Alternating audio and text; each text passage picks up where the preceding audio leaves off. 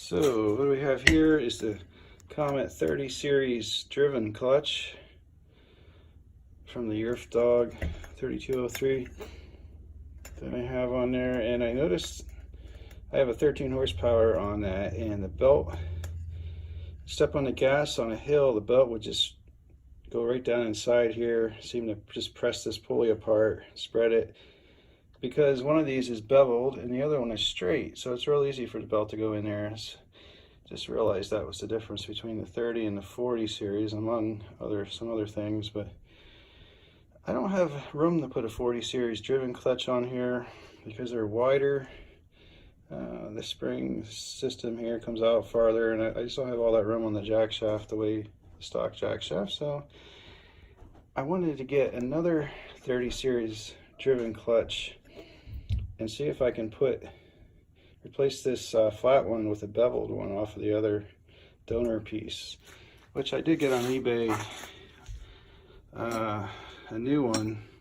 So I just separated that, just drilled out the rivets and then ground the head off there. There wasn't much on there, and that just pops right out.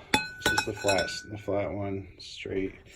I don't want that, but I think I will use the shaft here because it's nice and new and there's nothing missing here along the where the snap ring goes. The old one, the chain is too close to it, and you can see that chewed it up. There's not much holding the snap ring on, and besides, I can't even get it apart right now because it's chewed up and it won't slide off of there. So I'm going to work on that, get it apart, and separate this. Hopefully these holes will line up with the new one, the knockoff one. I'm assuming it will. I didn't measure it. If it does, that would be great, because I think I can just borrow the pulley here. Here it is. I'll have to take, we'll be using the new one, so I think I'll keep this one. I'll just take the one off the Comet here. I'm not sure yet. I think that's what I'll do, but in any event, I'll get one of these off and see if I can pop that, if that'll bolt right on. I can use bolts or not sure how I'm going to fasten that yet, but when I get there, I'll know. So I'm just going to press these rivets out here of the new piece that I drilled out to get the pulley off. I got one almost out. Just gonna stick them in the vise, put a nut over top of the head, and there am I here. Stick that in there. Press the back through. Should pop it most of the way out. Okay, so the moment of truth. Popped out the rivets on the old Comet, the old one, and I'm gonna see if this triangle pattern lines up with the new one. So here's the collar, and let's see what we got here. Ooh, I think it does. Look at that. That lines right up. So I will be able to use it like this. I'll have a beveled pulley on that side and a beveled one on the other side. I don't know how that's all gonna go together, how much room that's gonna leave me, but we'll find out. So that leaves a belt width like that at least, which is, oh, that's already 1.25 inches. So that's without, if I did remove that inside lip that's in there, it's more like, it'd probably be something like that, which is, that's almost 2 inches. That's a wide belt. So 1.25 inch belt you could probably do for how much room's on the front. Get one of those HP 2010s, I think. I have to get in the HP series belts if I'm going to do this. So I'll see what how I can get this together. So the pulley halves here. And in order to get that to go all together, I'm going to need to grind off. Put this slip in here. Not much.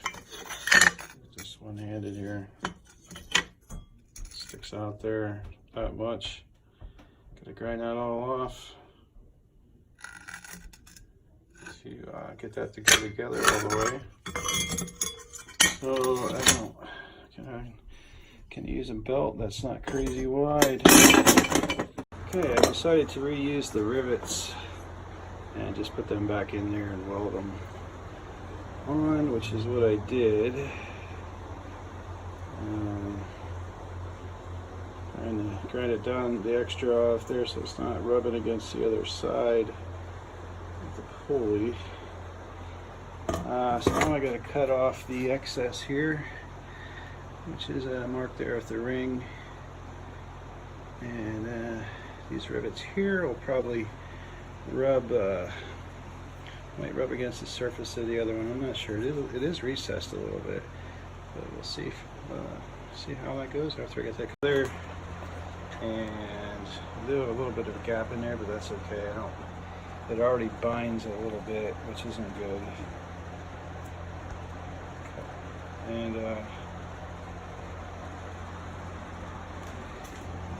but I only have a little bit of button there holding that back, which I don't really like, so I'm gonna have to grind the sleeve that's in there. It's this part here. I'm gonna have to cut some of this off because that's preventing this from going in farther. I'll have to put a washer behind this snap ring to push that cam in farther.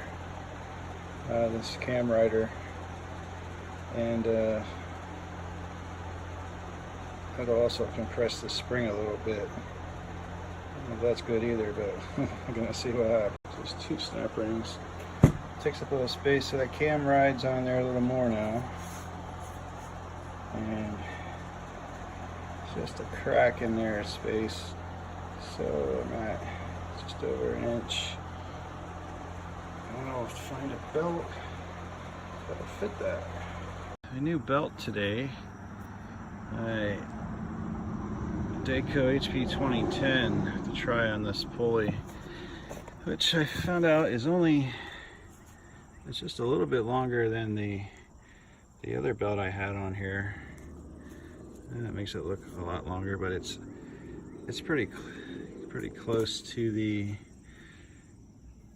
203785 Comet belt, just a lot wider. So let's see how that fits in the back pulley. That fits pretty good. Only sticks out a little bit. I'd rather have it stick out than be inside. So that'll work. Should work anyway. Then I got the front Comet clutch here. The only problem is it's too wide for the 40 series clutch here. So what I'm gonna do is just unscrew it, which I did already. I just don't have it in all the way, and something, well, a piece of pipe put in there as a backstop would be great, but I don't have that, so I'm just going to weld a dotted weld on each side here so that I can tighten it and where it is now. So that made that a lot wider, so that'll fit in there, and when I go to start it, it won't be trying to go. Slides in there. It's kind of a homemade bushing in there already, but I ordered some brass bushings, the bronze, so I don't know. I'm gonna see how this works. If it shifts okay like that. I don't know if it'll get caught up, but that's what I'm gonna do now. A few laps around the yard, and I heard a jingling sound, so here are my rivets. The weld job on these rivets here didn't do so good. Some of them, they're starting to pop out. I got one in there yet. So what I'm going to do is go ahead and take this off, take it down to the welder, and just weld a bead around. Weld this right onto there. And that should hold that on. This thing flexes a lot, and it gets really hot. It got hot before the other belt, the way I had it, but that's what I'm going to do with that to fix that. I've taken this pulley apart again in the back here. After testing it out, it only shifted about halfway. The belt went down. You can see the mark. And so the go-kart only goes about half speed. But more than that, it revs up, and it'll rev out, but then you can tell it's losing power too. It's like sucking the power out somehow, because this belt can't be shifted anymore. So there you can see my welded all the way around on that front there. And I think that pulley doesn't get as hot now. It's not flexing as much. It has a little more support since it's been welded there. So I'm gonna take I took the side off here. What's stopping it is this sleeve here. I'm gonna have to cut it off just like I did the other side. Right where it starts to bevel here, I just gotta cut that much of it off, probably a 1/4 inch, whatever that is. And the other side, when I did that, it flaked right off like it was fiberglass. It didn't spark at all when I was grinding it. So I don't know what kind of metal that is. If it's just aluminum, I suppose that's aluminum. It looks like aluminum. So it'll be real easy to do that. And then that'll give me, because I was hitting the cam here, it was just sliding right over and hitting that before it was opening up. So it's got to open up a lot more than it did before. And that's how I'm going to get it to do that. Is I'll just grind that off, and then that'll allow this to come out. When it shifts, it can come out farther, and the belt will drop down in there more. Hopefully that will work, and I won't be losing power when it shifts all the way up. So that's what I'm going to take the buttons off there, so I can get my angle iron in there, angle grinder in there, and yeah, try to chop 1/4 at a time, which I did. It's doesn't look too pretty right now, but I'll try to square that up a little bit and see what that looks like. So I took this off again and had a little bit of failure. When I stopped riding, the blue spring in there was I think it had come out of its hole there. I could separate the pulley, there was no tension on it, so I trying to figure out what happened. I thought maybe twisting it made it come out. I don't know. I thought maybe it's this cam here. It wasn't riding on the cam very much. It probably twisted the whole thing and rode right past it. So I took the snap ring off that I had in there. I had this thin one, and I put a thicker one behind this one for a spacer, and that's riding on the cam more, so hopefully that'll prevent that from squishing that cam and making the pulley spin, because all that power, this side's welded to the hub, so that's not a problem, but this side, the only thing, all the torque is going on that cam, twisting it. So 13 horsepower is twice the power than what it was designed for, so we'll see how that works. So my final thoughts about this conversion here, I guess, if you will, is that it's got a lot more power going to the wheels now. When I step on it, it feels like a bigger motor. I guess there's no power being lost.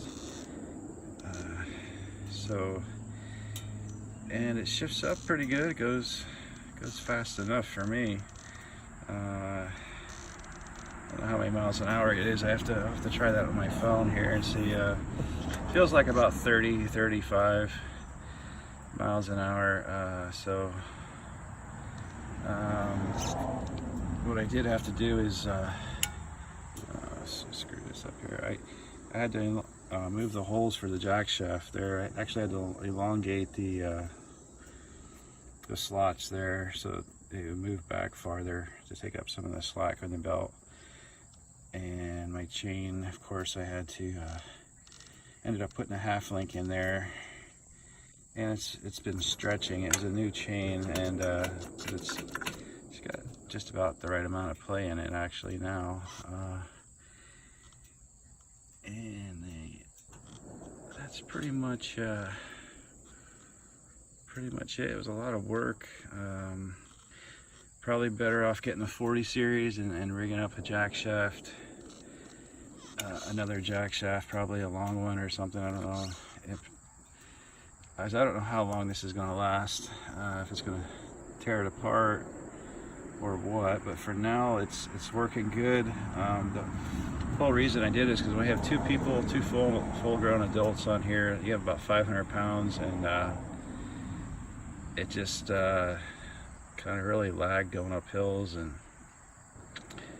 but now I have two people on it. We tried it out, and it goes good. You can see the belt doesn't slide in there anymore, and goes pretty good up the hills.